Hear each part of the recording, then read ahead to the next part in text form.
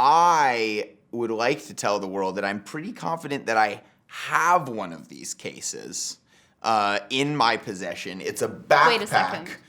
Calm down. We don't have much time.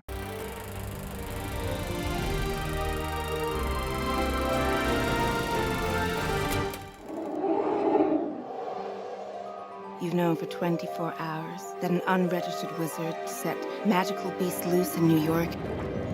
Yes. Where is this man?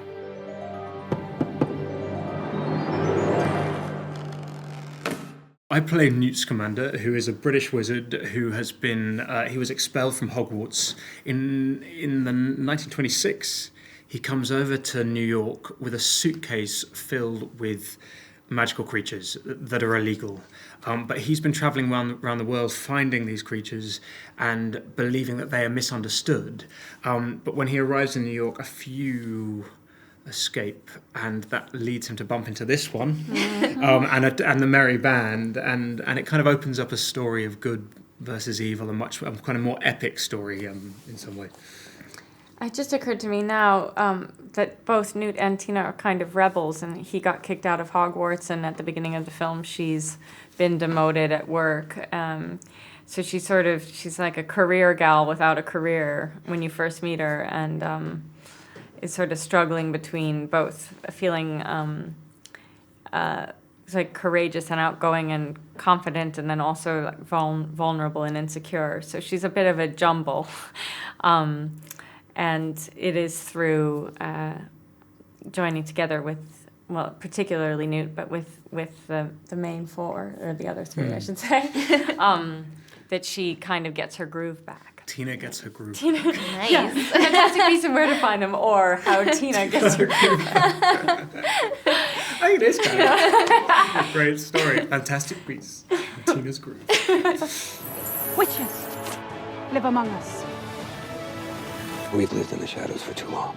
I play Credence Barebone, and he's sort of a sad character. He's grown up in an abusive home, and he bears certain traumas, and we see him sort of trying to deal with those traumas, and trying to keep parts of himself hidden in a way that sort of causes further trauma. And so it's a bit of a tragedy, and he's sort of one of the tragic characters of the piece.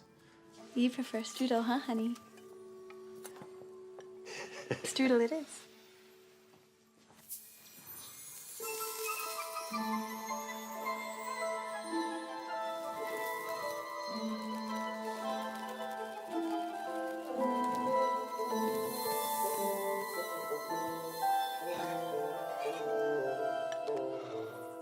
There was quite a chemistry between both of your characters. Oh my god. Uh-huh. Really? So we also get a love story in Fantastic Beasts. We do. Yeah. Well, it's really It's very sweet. charming and innocent and classic, classic romantic story like you get from those classic black and white movies. Wouldn't you agree? Yeah. Well, it's sweet, but first of all, they're not supposed to even know each other. They're not supposed to interact at all. There's very stringent rules in the United States about the magical world not interacting with the non-magical world at all. So there's initially this fascination that Queenie has that's immediately with this like sort of foreign species, but which is then completely superseded by just like delight, because he's so lovely, and because she can read his mind, she can see all the way down that it's like lovely. He's lovely all the way to the bottom of his soul. He's a lovely being, and there's this really natural love story that blooms in the midst of Chaos. I don't think I'm dreaming. Oh, give it away. I ain't got the brains to make this up. If you could bring one thing from the magical world of Fantastic Beasts to our world, what would you like to bring? I think it would be a Fantastic Beast. I'm obsessed with Pickett, who's the little bow trucker Oh in my the film God. that just sits in my pocket, and He's your favorite? he's my favourite, and he's a hugger, and all he wants is a bit of love, and he just chatters away, and he picks locks, and Who wouldn't want to just hang out with him? Yeah, it's tough to. I have a soft spot for Pickett as well.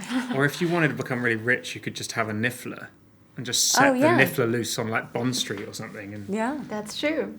the Trump Tower. Newt's case. Newt Scamander has one of these cases, Right. which is sort of a pocket dimension.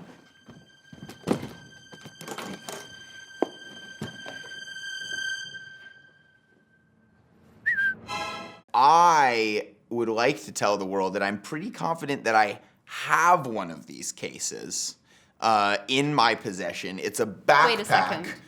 Calm down, calm down. We don't have much time.